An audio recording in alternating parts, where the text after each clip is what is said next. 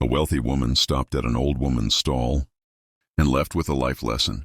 In a corner of the market, where the stalls had no colorful umbrellas and no loud shouts, sat a small old woman, her hands cracked from the cold, a worn headscarf tied under her chin.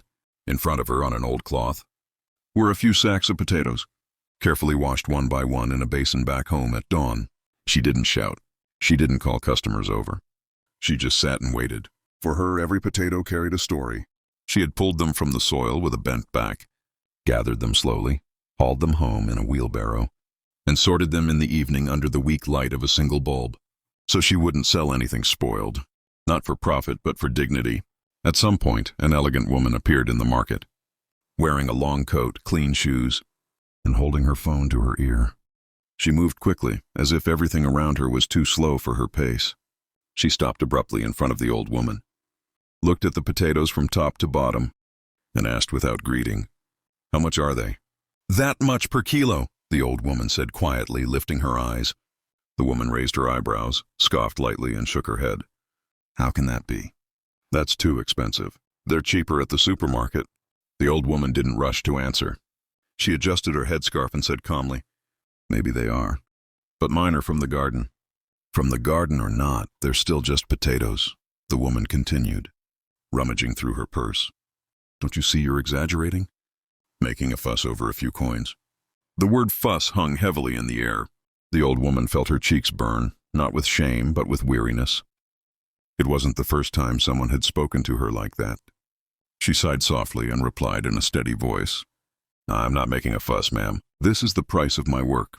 The woman laughed shortly. "Oh, please, they're just potatoes. You're asking a lot of money for something so simple." Then the old woman straightened as much as her bones allowed and began to speak, not to defend herself, but as if she were telling a story. "I planted them in spring when it was still cold.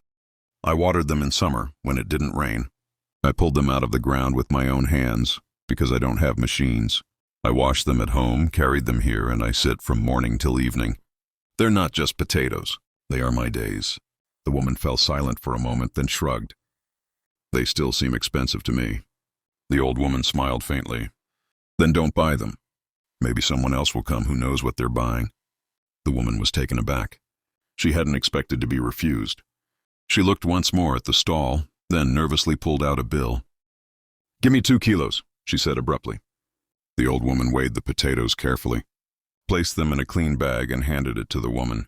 As she gave her the change, she added softly, "May they be of use to you." The woman took the bag and walked away, but her steps were no longer as confident as when she had arrived. A simple sentence lingered in her mind. "They're not just potatoes. They are my days."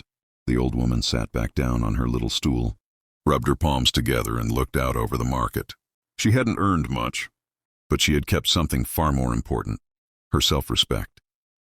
Because sometimes true wealth isn't in your wallet, but in how you carry your work, and in not letting anyone diminish it. The moral of the story: the wealthy woman left the market with a bag in her hand, but with heavier steps than when she arrived, because behind the price, that had seemed too high, remained the image of an old woman who wasn't selling vegetables, but pieces of her life, gathered with patience, with a bent back, and with dignity. The old woman stayed on her small stool, her stall almost empty but her head held high, because that day she had defended not just her potatoes but her work, her years, and her right not to be diminished by the haste or contempt of others. And perhaps this is the real lesson: that price never tells the whole story, that what seems expensive to some is life to others, and that before judging how much something costs, we should ask how much the person who made it has paid. Because true wealth is not having enough money that you don't look at prices, but having enough humanity not to belittle anyone's work. And some lessons are not bought at the market. They go home with you, in silence.